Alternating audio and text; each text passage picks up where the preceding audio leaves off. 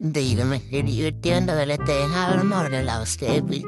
മോട്ടോട്ടപ്പോൾ ടാങ്കി വെള്ളം കയറാലെന്ന് പറഞ്ഞപ്പോൾ ഒരു രാത്രി തൊട്ട് പിറ്റേന്ന് ദിവസം പിറ്റേന്ന് വിളിക്കുന്ന രാവിലെ വരെ വെള്ളം കോരേണ്ടി വന്നു. പിന്നെ ഞാൻ പമ്പറെ വിളിച്ചു. സദ്യ പിന്നെ അന്ന് ഫുട്ബോൾ മാറും മേടിച്ചോണ്ട് വരാന്ന് പറഞ്ഞു. ഞാൻ മേടിച്ച് 1000 കീറിയും വീട്ടിൽ വന്ന് പൈപ്പൊക്കെ അയച്ച് കിടന്നിരുന്ന ഫുട്ബോളൊക്കെ എടുത്ത് ഒന്ന് ക്ലീൻ ചെയ്തിട്ട് എല്ലാം ഇട്ട് ഞാൻ വിചാരിച്ചു മറേണ്ടി വരും.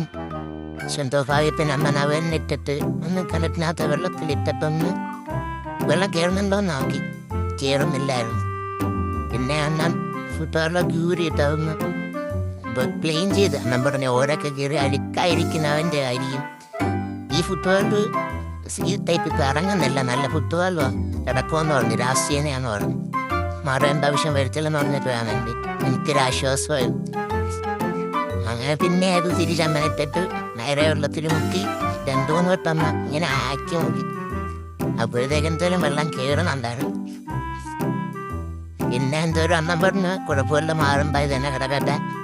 പിന്നെ സാധനം ടേപ്പൊക്കെ ചുറ്റി എല്ലാം സെറ്റാക്കാൻ വേണ്ടി എൻ്റെ തന്നു.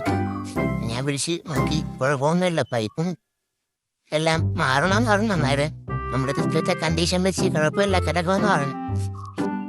അങ്ങനെ ടെഫ്ലോൺ ടൈപ്പൊക്കെ ചുറ്റിയിട്ടമ്മ എല്ലാം ഫിറ്റാക്കി എല്ലാം സെറ്റാക്കി തന്നു.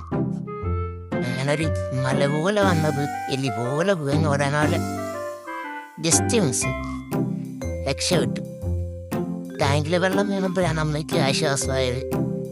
എന്നെയും ചീത്ത വിളിച്ചുകൊണ്ട് തൊട്ടിക്കണക്കിന് വെള്ളം കൂരിക്കൊണ്ടിരിക്കുന്നവരായിരുന്നു അമ്മ. എന്തൊരു രക്ഷപ്പെട്ടു.